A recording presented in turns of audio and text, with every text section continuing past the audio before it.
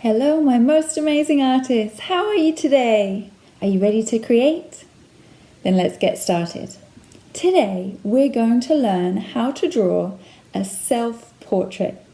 A self-portrait is a picture of yourself. But before we get started, I'm going to read you a story. I Ain't Gonna Paint No More by Karen Beaumont, illustrated by David Catrow. One day my mama caught me painting pictures on the floor, and the ceilings, and the walls, and the curtains, and the door, and I heard my mama holler like I never did before. Ya ain't gonna paint no more. I ain't gonna paint no more, no more. I ain't gonna paint no more. That's what I say, but there ain't no way that I ain't gonna paint no more. So I take some red paint and I paint my head. Now I ain't gonna paint no more. What the heck? Gonna paint my neck. Now I ain't gonna paint no more. Still, I just can't rest till I paint my chest. Now I ain't gonna paint no more. Guess there ain't no harm if I paint my arm. Now I ain't gonna paint no more. I ain't gonna paint no more, no more. I ain't gonna paint no more. But I just can't stand not to paint my hand. Now I ain't gonna paint no more. Then I see some black, so I paint my back. Now I ain't gonna paint no more. Like an Easter egg, gonna paint my leg. Now I ain't gonna paint no more. Still, I ain't complete till I paint my feet. Now I ain't gonna paint no more. I ain't gonna paint no more, no more. I ain't gonna paint no more. But I'm such a nut, I'm gonna paint my what? Y'all don't faint, because there ain't no paint. So, I ain't gonna paint no more. Here's what you'll need for your self-portrait. Piece of paper, a pencil, an eraser, and some colouring supplies. You'll also need to look in a mirror. We are going to be drawing a self-portrait that also includes our paint-covered hands. Start by putting one hand at the bottom of your paper. It's important that the bottom of your hand touches the bottom of the paper. Hold it still, spread out your fingers slightly, and carefully trace around your hand with your pencil. Now put your other hand down, making sure your hand is at the bottom of the paper, and spread your fingers out a little bit and trace around your other hand. It can be a little bit tricky. You might be using your hand that you don't normally draw with. If you're finding it difficult to trace around your fingers, you can always ask someone to help you. Your paper should look like this, with two hands at the bottom of your paper. Now we're going to draw our head. In between our hands and above our hands, we're going to draw an oval shape for our head. It should look a bit like an upside down egg. Draw it nice and big because we need to fit in eyes, nose, and mouth. If you make a mistake, just use your eraser and try again. At the bottom of the head, draw two lines for your neck and connect them together with a curvy line for the top of your shirt. We're trying to make it look like we're holding up our hands, so our shoulders are going to go behind our hands. Draw a line from the neck that goes diagonally to the edge of the paper or curves down, but make sure you don't draw over your fingers. Then we need to draw the shoulder on the other side. Again, start at the bottom of your neck and draw a straight diagonal line that goes in between your fingers. It can go all the way to the edge of the paper, or you can curve the line down to end your shoulders.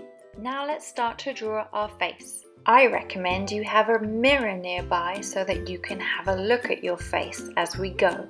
Find the middle of your face and then go down a little bit. We're going to learn how to draw a realistic nose. Start with a letter U. We're going to draw 2 smaller U's either side to make the nostrils. Your eyes are higher than your nose and they're either side of your nose. We'll start by using a curvy line for the top of your eye. We use a curvy, smiley line to connect it. An eye is like a football or a lemon shape. Let's do the same on the other side for our other eye. Look at your eyes in the mirror. What color are your eyes? The colored part of our eye is called the iris, and it's a circle, but we don't normally see the whole circle unless we're really surprised. Draw the iris using 2 curvy lines. There's a black circle in the center of our eyes. This is called the pupil. Draw the circles and color them in. We all have eyelashes to protect our eyes from dust and things flying into our eyes. If you would like to, give yourself some eyelashes. We have eyebrows above our eyes. Use curvy lines to make the shape of your eyebrows. Our eyebrows are made of tiny little hairs. Use your pencil to make tiny little lines for the hairs in your eyebrows. Our mouth goes under our nose. We'll start with a curvy line. Draw another curvy line to connect it. Now let's draw the top lip. We'll start in the corner and go up. We'll make another U shape underneath our nose. And we'll finish by going back down again. You can decide if you want to leave your mouth closed, or draw it open, or draw your teeth. Now let's add our ears. Our ears start just above our eyes and finish just beneath our nose. Draw an ear on both sides of your face and then draw another curvy line inside each ear to show the inner part of your ear. Now look at your hair. Your hair starts a little bit lower than the top of your head. Is your hair long or short, straight or curly? Look in the mirror and draw the shape of your hair. You can add straight lines or bumpy lines. If you want to, you can now trace over your lines with a black marker. Let's talk about coloring. I think the best thing you could do if you had paints would be to put some paint on your hands and press your handprints on your paper where you have drawn around your hands to make a paint-covered handprint. But I know not everybody has paints and not everybody is allowed to paint on their hands and do handprints. So here is what you can do if you can't paint your handprint. Using whatever coloring supplies you have, you can color your hands to make it look like they've been covered in paint. We're trying to make the ain't gonna paint self-portrait where we have painted and we're covered in different colored paint. Next, pick a color for your shirt. Don't forget to color all those little spaces in between your fingers where you can see your shirt. Now see what color your eyes are and color the iris part of your eye the right color. Now color your lips pink. Choose a color that seems the right color for your skin. Normally artists would use peach or brown. Pick the right color for your hair, yellow, brown, or black. To make it more realistic, you can blend colours together. I blended yellow with brown to make a dark blonde colour. Blending just means colouring on top of another colour, like I did here for the cheeks. I'm going to show you a trick, how to make our noses look more realistic by blending a pink or a peach or a brown.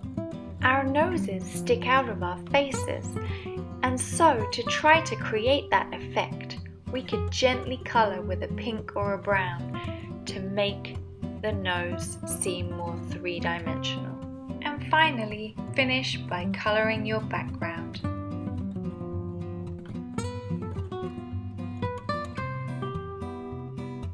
I hope you had lots of fun learning how to draw a colourful self-portrait today. Don't forget to send me a picture so I can see your most amazing creations, and keep creating, my friends. I'll see you soon. Bye for now.